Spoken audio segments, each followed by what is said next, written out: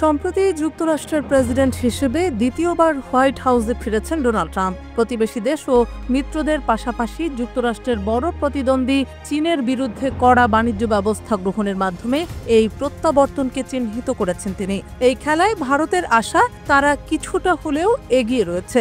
ভারত গত সপ্তাহে মোটরসাইকেলের আমদানি শুল্ক কমিয়েছে।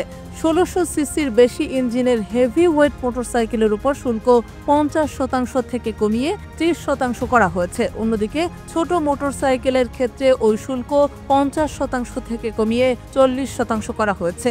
ভারতের বাজারে আমেরিকান হার্লে ডেভিডসন মোটরসাইকেলের প্রবেশের বিষয়টাকে আরও মসৃণ করার জন্য এটা একটা আগাম পদক্ষেপ বলে মনে করা হচ্ছে। এদিকে দিল্লি আশা করছে এই সাম্প্রতিক পদক্ষেপ যুক্তরাষ্ট্রের পক্ষ থেকে শুল্ক সংক্রান্ত যে কোনো রকম হুমকি এড়াতে সাহায্য করবে। কিন্তু ভারতের দিক থেকে আমদানি শুল্ক হ্রাসের এই সিদ্ধান্ত কি প্রেসিডেন্ট ট্রাম্পকে সন্তুষ্ট করবে বা তার বাণিজ্য সংক্রান্ত পদক্ষেপকে প্রভাবিত করতে পারবে? দিল্লি ভিত্তিক গবেষণা প্রতিষ্ঠান গ্লোবাল ট্রেড রিসার্চ ইনস্টিটিউটের প্রতিষ্ঠাতা অজয় শ্রীবাস্তবকে এই বিষয়ে প্রশ্ন করা হয়েছিল। উত্তরে তিনি বলেছেন, কানাডা এবং মেক্সিকো আক্ষরিক অর্থে যুক্তরাষ্ট্রের দুই অঙ্গ। ট্রাম্প যদি তাদের বিরুদ্ধে ব্যবস্থা নেন তাহলে সহজেই ভারতের বিরুদ্ধেও ব্যবস্থা নিতে পারেন। প্রসঙ্গত, গত মাসের শেষের দিকে ডোনাল্ড ট্রাম্পের সঙ্গে প্রধানমন্ত্রী নরেন্দ্র মোদীর টেলিফোনে কথা হয়েছিল। কথোপকথনের সময় মার্কিন প্রেসিডেন্ট ভারতকে যুক্তরাষ্ট্র থেকে আরও বেশি পরিমাণে অস্ত্র কেনার জন্য চাপ দিয়েছিলেন। ন্যায্য বাণিজ্য ভারসাম্য বজায় রাখার বিষয়েও ভারতের উপরে চাপ অব্যাহত রেখেছিলেন। প্রেসিডেন্ট হিসেবে তার প্রথম মেয়াদে ট্রাম্প ভারতের উপর চড়া শুল্ক আরোপ করেছিলেন। সেই সময় হার্লে ডেভিডসনের উপর ১০০% আমদানি শুল্ককে গ্রহণযোগ্য নয় বলে ভারতের নিন্দা করেছিলেন। অন্যায্য বাণিজ্য অনুশীলন বলতে প্রেসিডেন্ট ট্রাম্প যা মনে করেন সেই সমস্ত বিষয়ের বিরুদ্ধে যুদ্ধ ঘোষণা করেছেন তিনি। এই বিষয়ে কথা বলতে গিয়ে তাকে বারবার ভারতের প্রসঙ্গ টেনে আনতেও দেখা গিয়েছে। ভারত তার শীর্ষ বাণিজ্য অংশীদার মার্কিন যুক্তরাষ্ট্রের সঙ্গে বাণিজ্য উদ্বৃত্ত ভোগ করে। ২০২৩ সালে দুই দেশের মধ্যে বাণিজ্য $১৯০ বিলিয়ন অতিক্রম করেছে।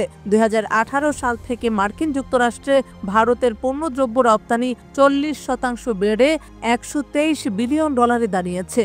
পরিষেবা সংক্রান্ত বাণিজ্য ২২% থেকে বেড়ে $৬৬ বিলিয়ন পৌঁছেছে।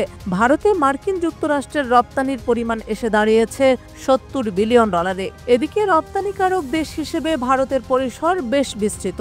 বস্ত্র, ঔষধ এবং ইঞ্জিনিয়ারিং পণ্য থেকে শুরু করে পেট্রোলিয়াম তেল, যন্ত্রপাতি এবং কাটিং করা হীরা অনেক কিছুই ভারত থেকে রপ্তানি করা হয়। শুধু তাই নয়, স্মার্টফোন, অটো পার্টস, চিংড়ি, সোনার গয়না, জুতো এবং লোহা ও ইস্পাত সরবরাহ করে ভারত বিশ্ব বাণিজ্যে নিজেকে একটা মূল খেলোয়াড় হিসেবে তুলে ধরেছে।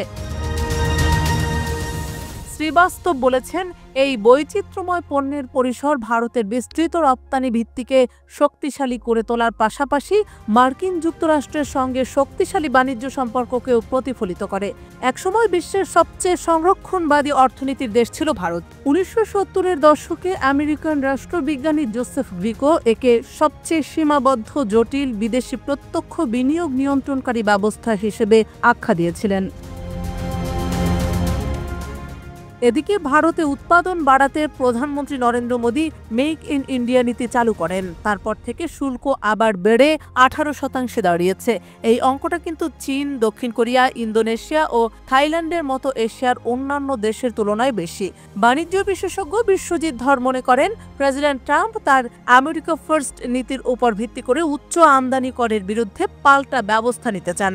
একই সঙ্গে বড় আকারের মার্কিন ঘাটতি রোখার জন্য বাণিজ্য পুনর্মূল্যায়নও করতে চান।